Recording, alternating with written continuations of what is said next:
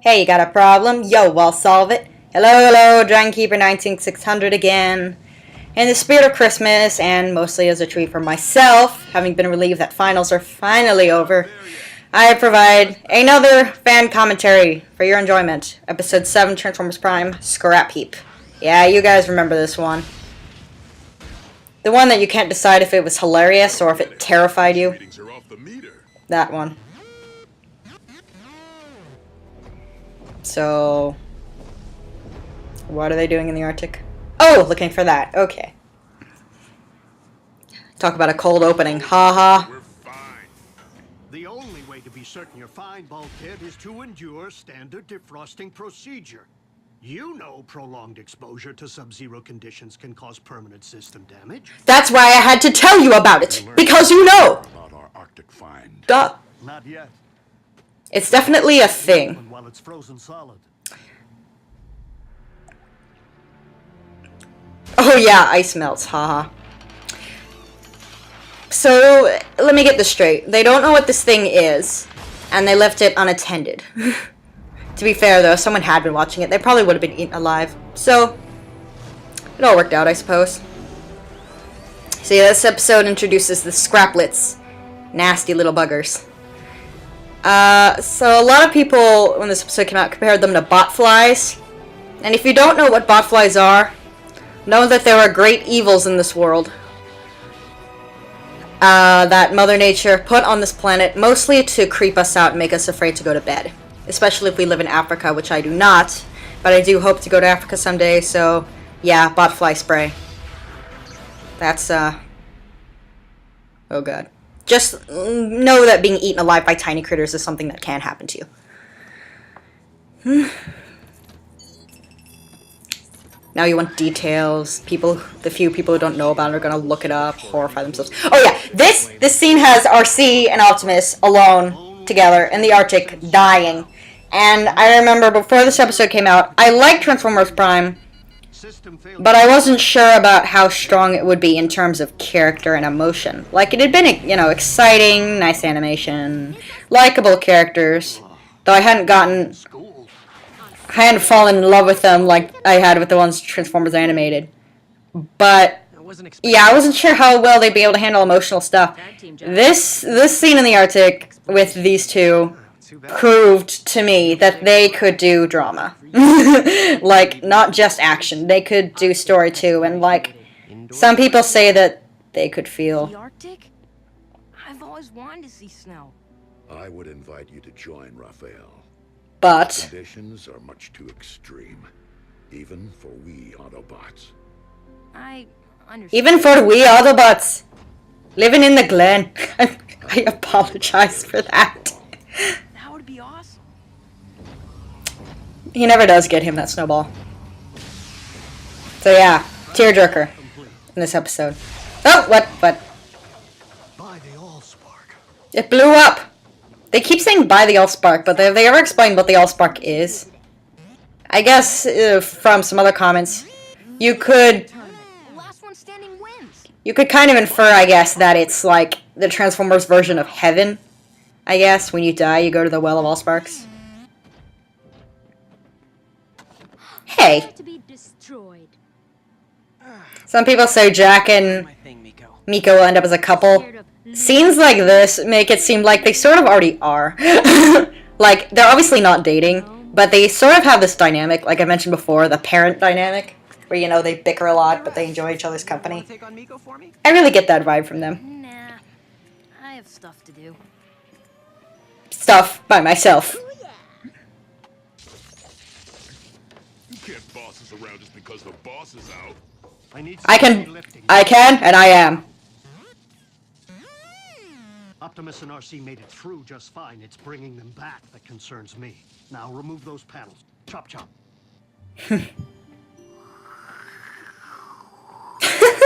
Temperature sub-zero and dropping. Raphael is adorable. To be fair, living in Nevada, where it's like hot and deserty and horrible, probably would make you want to see ice. Make you really intolerant of the cold, but, you know, seeing snow and actually being in it are two totally different things. Hello? You know that wonder where you see ice and snow coming down through your window and you're all warm inside, and then you realize next morning is Monday morning and you're gonna have to walk to class in that. Hello. Scraplet. It's so cute. I actually felt kind of bad because I heard the synopsis for this episode before I saw it, and I knew this thing was evil, but it was just so cute. I was hoping they wouldn't kill it. Look at it. My voice cracked. By the way, does anyone else think that this thing looks like Gur from Invader Zim? I mean, the eyes and the silver and the big mouth and the being evil. Or not. Hi. Aww. You're a cute little demonic killer. You are. Yes, you are. Yeah, okay. To be fair, though, that is what the show really does not need, is a pet. Okay, no, we're not doing that. Lost in Space, Star Wars, no. No pets. The humans are basically pets anyway. What? Great, power failure. Aww, it wiped out our game. Hey, nothing can wipe out the memory of your defeat. But I was winning. I was on level 230! We most definitely have a problem. Bulkhead! But what It wasn't me this time! That. might be the main grid? Gee, maybe it could be the metal meteorite thing that we left unattended in our base. Oh, I love this reaction when they see the scrap. Ratchet's Ultra Manly Scream, Part 1. Hey! What's with you guys? Scraplet! Scraplet! What's a scraplet? The most dangerous vermin ever to crawl upon the face of Cybertron. Well, other than Wheelie. This? Are you kidding me? You're giant robots. Scrappy here is teeny. You have no idea the damage that teeny thing could do! Also, I didn't mention this when it happened because I was talking about them screaming like little girls. But I do love the way Ratchet says, "We're busy!" Sometimes the way Ratchet behaves reminds me more of a teenage girl than anything else. Cha. Oh my god, get it off, get it off! I'd like to see Knockout get attacked by one of those and have a freak out over his finish, and not the fact that he's getting eaten alive. In fact, why haven't we seen that, writers? You're slacking! Look at that, he's so cute, he's cuddling it, and then it attacks his friend, and nope, it has to die! Kinda hardcore. Easy there, killer. I am Wrath, destroyer of evil! Whoa, I did not see that coming. I did. I'm sorry, Bumblebee. Not your fault. Okay? Only a mesh wound. I'm feeling better! All Scraplets do is dismantle machinery and eat anything metal, especially living metal. Now, this is something I always bring up when I watch this episode, because it's sort of horrifying. Some human beings have metal in their bodies, too. Like, I'm wearing retainers, I have glasses. What if you're a woman, you're wearing earrings? What if you have a necklace? What if you've got a pacemaker? I mean, these things are dangerous to people, too. An empty. We're just lucky that none of the kids seem to have any metal on them. I guess Raph's glasses are made of plastic. Only to wind up in the Arctic where the temperature kept them in stasis. Until we brought the thaw. Now they're wide awake. Hey, they brought the thaw. You didn't do anything. How many are you talking about? Thousands. And the power malfunctions and ground bridge damage are sure. Remember that Pokédex entry in the Generation 1 Pokemon games, Rattata? When one is found in a field, there are usually 40 others. That never made sense to me, because, like, what do you mean there are 40 others? You could walk there for infinity and catch every single Rattata, and always there would be more. See? What's your status? My sensor's going off. Gameplay not corresponding with information. Optimus to base. Core temperature readings have reached the blue zone. Prepare to activate ground bridge. Hey, you know, Optimus, if you said yours a little quicker, maybe we could get them done a little faster. Ratchet to Optimus, do you read me? We have a situation. Try not to die! Comlink system. Yeah, I do like that they're stuck in the Arctic. That gives like a ticking clock to the episode that there otherwise wouldn't be. Scrapheap. Like, other than the base is going to be destroyed. If everyone was there, they could just evacuate and find a new base. Not an option. But yeah, he's saying right now. But them being in the Arctic forces them, A, to stay here, and B, gives them a time limit, because they're slowly dying. Bulkhead, you never run. Miko, you haven't seen a swarm of these things devour. Hey, you know what? A real hero knows when to cut and run. Is any of this getting through to you, Miko? Going for the small juicy bits first. Fuse by fuse, circuit by circuit. So this is what shell shocks Bulkhead. Left, and Tiny little nothing. demons. Not even your optics. You have to let us help. We're not made of metal. Oil Slick went the same way. The scraplets can't hurt us. Typically, I find your fleshiness to be your least engaging quality. I mean, it's so gross. You're covered with diseases. Here to provide an advantage. I do remember, you remember in Animated that episode where the Autobots turned into humans? I'll watch your They back. didn't really, but, you know, where they thought they turned into humans because they were in that Lotus machine or whatever. I like that sound Bumblebee makes when he's cringing. It sounds like Animal Crossing. Anyway, that's the episode Animated that my friend referred to as the fanfic episode. Anyway, I remember Ratchet, when he turned into a human, was absolutely horrified. Like, oh my god. And then, like, when they turn temporarily back into robots and then turn back into humans, it sounds like Ratchet's going to cry. Because he's stuck in the... And hasten. I loved Animated Ratchet. Until Oh my gosh. sends for us. Anyway, maybe Ratchet's human phobia is another animated reference, because I don't think that was a thing in G1, and it certainly wasn't a thing I in get to be the your movie, bodyguard for once. How cool is that? where Ratchet was happily able to comment on First one here, right? Spike, Did you I mean, scream like a Sam little being horny and not Maybe. batting an eye. Can we talk about this later? Yeah, you forgot that scene happened, didn't you? Well, I didn't. I never did. Ooh. This would probably be scary if Bulkhead wasn't being such a baby. Everything's gonna be... Okay, okay. You know, this should be terrifying. He could be dying and he doesn't know, but it's just cables. Seen that? Bulkhead, you're fine. It's just a bunch of cables. Cable killed my dad. Right. Cables. Oh my god! Now you should freak out. It's in my brain! Don't these things ever stop eating? Yeah, where are they putting it all? I mean, they're like that big. It makes sense for animals that eat tons and tons because, you know, they're burning it up. They need a lot of energy. Are they burning the metal for energy? Wouldn't they emit a lot of really foul odors? Will the whole place smell like melting lead? I love the oh crap look on Bumblebee's face there. Oh my god, kill it! How's it going over there? I prepared the I hate my life, I hate my job, and I'm not that fond of you either. ground bridge. Oh, you mean with the repairs? Ah, Floor, I blame you.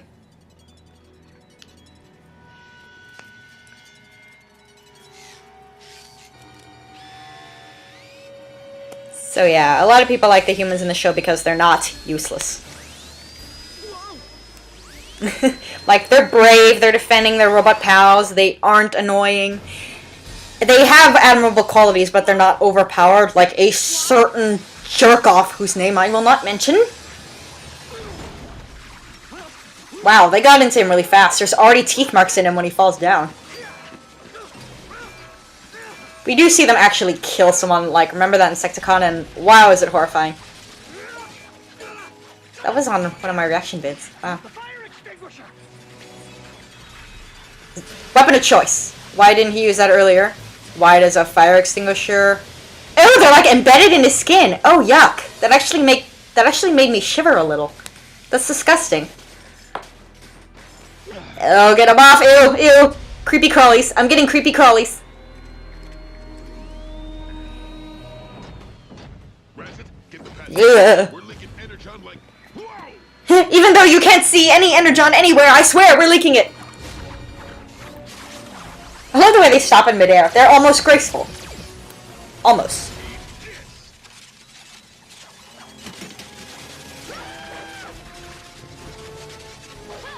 Wow. Yeah, I've seen this episode before and it never bothered me the way it's bothering me now. Maybe it's because I'm watching it on a closer monitor, or... I don't know. Meanwhile... You want to play a game? See, wake up. 90. 9 bottles of beer on the wall. The longer we I started at 1,000. the longer we remain alive. What do you suggest? Wait. How about a game? Let's play who screwed things up back at base. Our predicament could be the result Trying to lighten of the mood. simple malfunction. Caused by Bulkhead. Let's see. Let's play a game with Optimus, the guy who never laughs, cries, or loses his cool. The big lug probably tripped over a cord. Okay, quit blaming Bulkhead. If anyone's to blame, it's Remember when we first arrived? the on Earth one and who Bulkhead brought walked into those power lines? back the Who meteor knows full like of that? scraplets, so Bulkhead. Too large for this Yeah. world. But his inner strength is without bounds. One should not be measured by size alone. But man, have you seen his can? It's huge. Homeless person could live in there.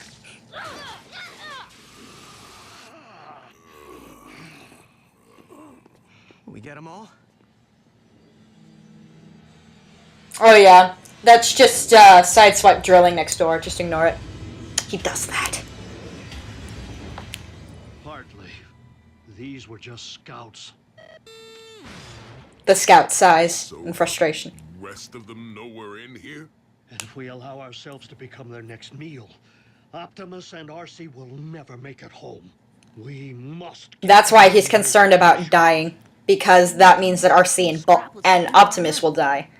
He's not worried about himself. We already know they don't do cold. Sweet. One-stop shop. Are fire extinguishers particularly cold? Scraplets sub-zero They're kept at room temperature, aren't they? Freeze them on contact. So think, Ratchet, think. If the ground bridge is still down, there must be a breach in the Energon fuel line. If we weren't breaching, one of us could get back over there and... Is that a kind way to say that you're bleeding? And how do we fix it? Why doesn't he go for his toolbox? We're okay. Maybe it's a plastic toolbox. No, not oh, they are eating the pipes. I was about to say they're not eating the pipes. Come on. And they clearly are. Look at them walking around with their mouths open. They're so creepy. So if we get... I love the way they politely move out of the way, though. When they're walking around, they're like, oh, hey, what's up, guys? Our bots in. Optimus and RC will be fresh meat. Why do they sound tired? The Scraplets will have no Like, reason to I get why they'd be in pain, but why are they, like, gasping? bait. Where are we gonna get bait? The Scraplets already helped themselves to everything in here. Except for the handrails, the floor, well, that's made of concrete. The monitors, the... They're getting ready to feed. Hey, if you have a fear of bugs, does this episode bother you? Because it's bugging me. Like, not bugging as in, like, a verb having to do with bugs, but, like, as in, like, really freaking me out. After battling cons all these years, getting smacked Yeah, down, this scene. shot at, blown up. They should be cuddling, but I guess that was too shit-tastic for the writers. Oh, but Jack straddling RC is just fun! No, I'm not going to get over that. If this is indeed the end, That sort of echoes a line he says if we much all later. become one, This is not how we envision the end. Aww.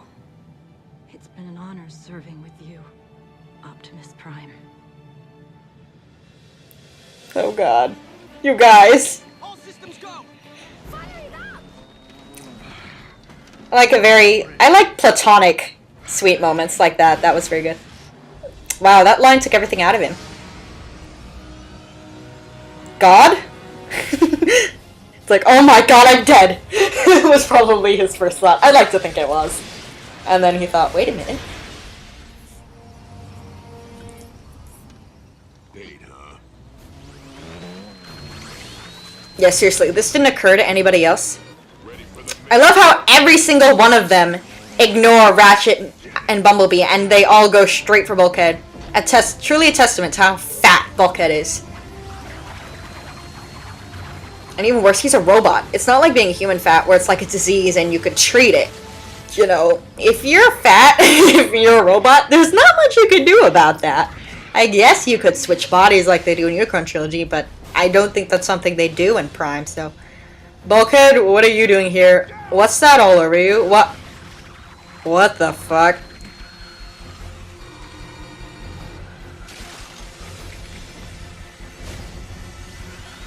Freeze frame! No, I said it too early. Freeze frame? There we go. Ow, ow, ow, ow, ow, ow, ow, ow! Ow. Yeah, they're even creepier when they're dead. Why is it that bugs are creepier when they're dead than when they're alive? I'd invite you in, but the place is a mess. Oh, oh, oh, we were all almost killed today.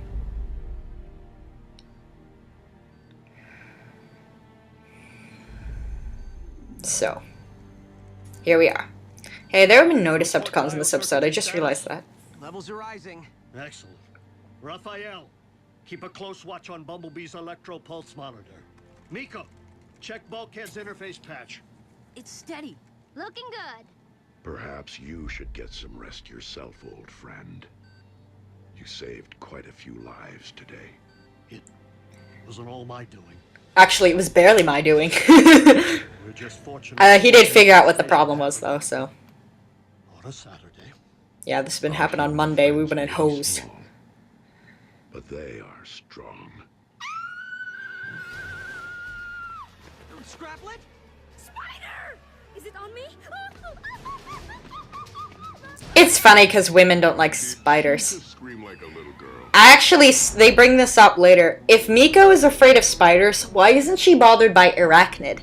Because people with arachnophobia aren't just bothered by spiders. Anything with long, spindly legs kind of freaks them out, and arachnid is all over that. I don't know. Maybe it was on her skin or something. I noticed one of the names of the people who worked on the show is named Mako. Vocaloid.